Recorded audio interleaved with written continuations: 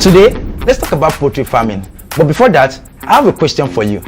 Have you ever seen a fighter who goes to fight without his weapon? I guess the obvious answer is no.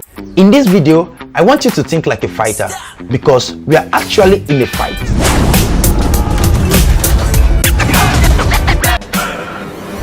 This fight is not against people or countries. We don't need grenades, guns or swords for this fight. This fight is against hunger and malnutrition.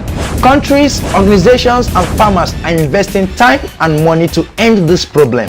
And for you who wants to become a poultry farmer, you are welcome to join this fight.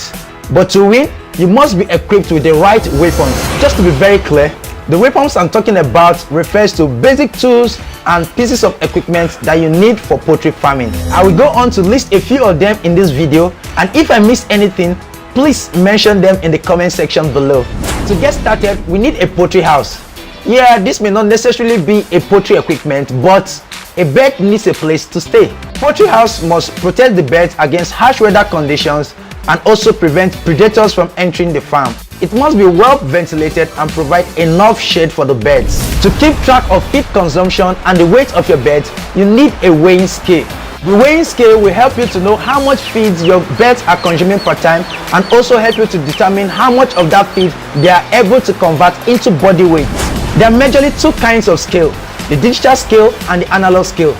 Both of them serve the same purpose. However, you will need to have this small digital scale for measuring smaller weights, such as measuring the weight of your young chicks. Young chicks are usually kept in a brooder for a period of time before they are finally let out. A brooder is a heated house where chicks are kept warm, fed, watered and cared for until they are able to take care of themselves. To keep the brooder warm enough for the chicks, you need to put a piece of heating equipment that will provide heat in the house. There are different types of heating equipment such as infrared bulbs, gas brooders and kerosene stoves. This is an example of a heating stove, but this one makes use of burning charcoal to provide heat in the brooding pen. You can make use of a heating stove just like this one, or you can make one for yourself out of metallic buckets. All you have to do is to perforate the sides of the bucket so that air can flow in and out to keep the charcoal burning. If the heating equipment in your brooder continues to burn, it can make the room so hot and cause your birds to die. Also, if they are put off for a long period of time, the brooder can become too cold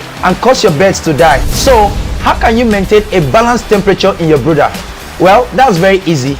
You need a thermal hygrometer. A thermal hygrometer is a piece of equipment that serves dual purpose in your brooding pen. It helps you to keep track of temperature and humidity in your brooder pen to ensure that the temperature is always around 33 to 36 degrees centigrade. Having a thermal hygrometer will help you to know when to increase the temperature in the room and when to reduce it. To ensure that your birds grow big in a record time, you need to feed them regularly.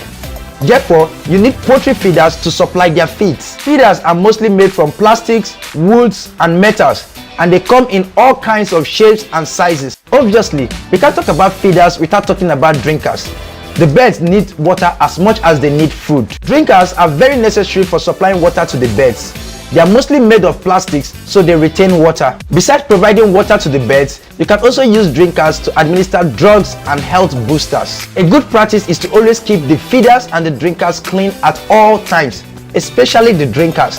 You must wash the drinkers every day and also replace the water regularly. If you are using a deep litter system, then you always need to clean and replace the litter in the pen. For this purpose, you need a rake to gather the litter together for disposal when they are due for replacement. Also, you need the rake to easily and evenly spread the wood shavings on the floor of the chicken house. To be able to easily move the litter in and out of the poultry house, you need a wheelbarrow, not just the litters alone. A wheelbarrow is an important piece of equipment that makes moving heavy items around the farm very easy. If you are into egg production, then you need egg crates. Crates are very important for easy handling and storage of eggs. And if you are using standardized egg crates, it will make it very easy for you to count the number of eggs that your birds produce. For more intensive poultry farming system, you need battery cages, and that's because they make cleaning very easy to do.